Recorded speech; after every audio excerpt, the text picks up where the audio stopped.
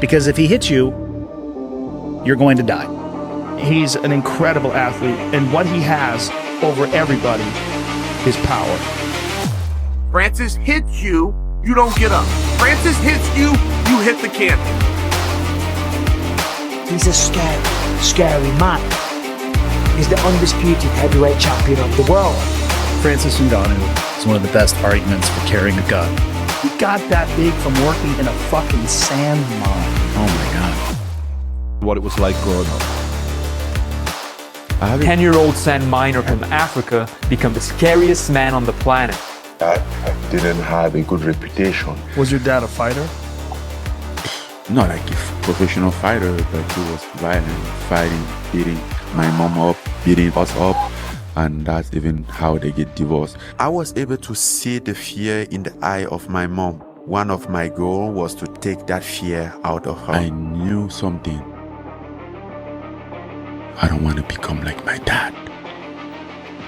Was that you worked in a sand mine when you were young? I was about 10 years old when I started that because that work was meant for adults, but we didn't have any options, so we take what we had. I was always expecting somebody to come there and do something. I grew up with this expectation for many, many years, but it was clear that nobody is coming for me anymore. My motivation to watch Mike Tyson on YouTube, because that's when I never watched a fight live, because I grew up in Africa and I didn't have a damn TV, nothing like that, you know. And I was watching it, I'm like, damn, I can do this. No, you did what you don't know what you did. Know what you did? Your words were your destiny. You spoke out your reality. And you said, I'm gonna do that.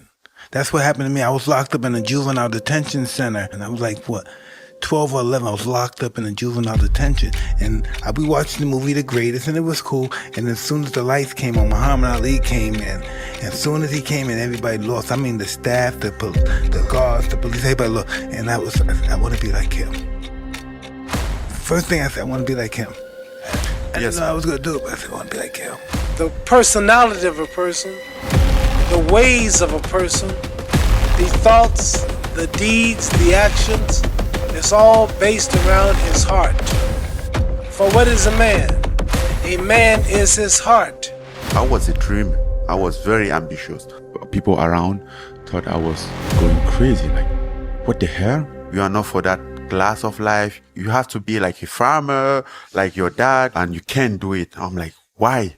Why I can't do it? Who says it can change? Regardless to man's title, regardless to man's wealth, rank, or position, if the heart is not great, then he cannot be great. What the fuck is that? Who tell you it's possible for you? Look at you. Look at where you came from.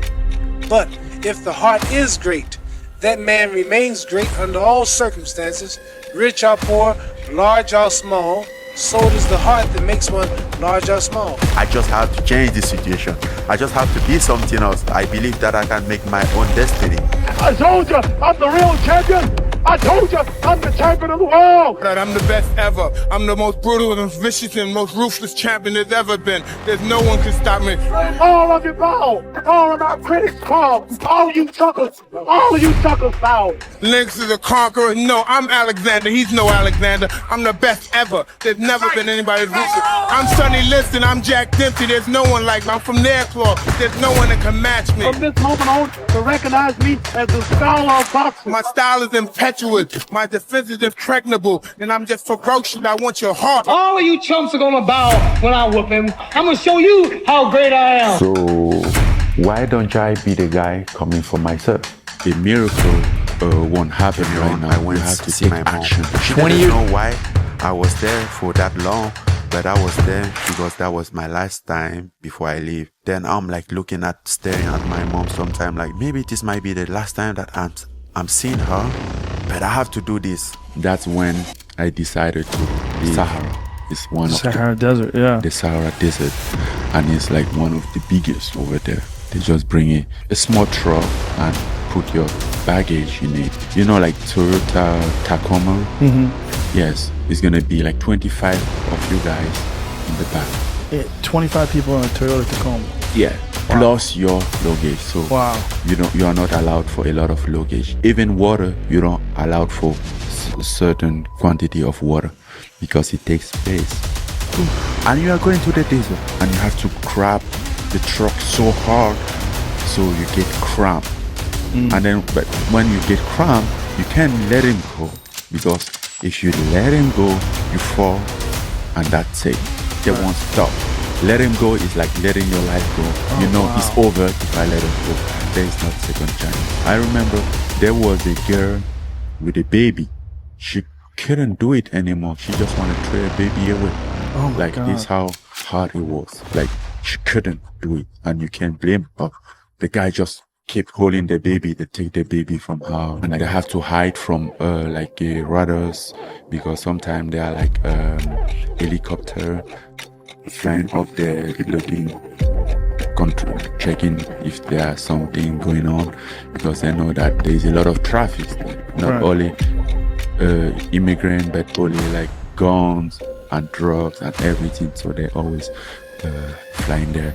You have to be lucky so the car don't break up in the middle of the trip, because if the car break up in the middle of the trip, most of the time it's over. What happens then? Well, guess what? Yeah. You guys might just die at 50 degrees. Nighttime, he drops to like maybe 20 degrees. It's crazy. You're gonna cross a mafia and all those people across the road. You're gonna get robbed, every kind of shit. So you better don't have all your money on you. If you don't get killed. Or if you don't kill yourself by taking some risk. Nobody has water anymore. And these people, they don't give a shit. They just want to drive from this point to this point. So you get dehydrated at the point that you're not sweating anymore. It's like oil on your face. At some point, we have like a dump of sand. So you have to wipe your face and everything, because the sand is just like... You go through all this stuff, and we found a water well, and it was so dirty with dead animal in the bird, everything.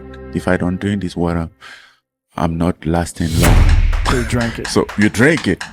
You kind of like take the water, put it in the bottle, leave your shirt, and use your shirt as a filter. Drink the water. That's when you kind of like start to understand what you put yourself into. It's just the beginning. Arguing with rat in the trash, like, hey, get away of these tomatoes. It's mine. Man. This rotten tomatoes is mine, not yours. You know. Go back in the forest, figure out how to cook that in the aluminum bucket or something. Tough life taught me not expect anything from anybody. That's why I'm a champion.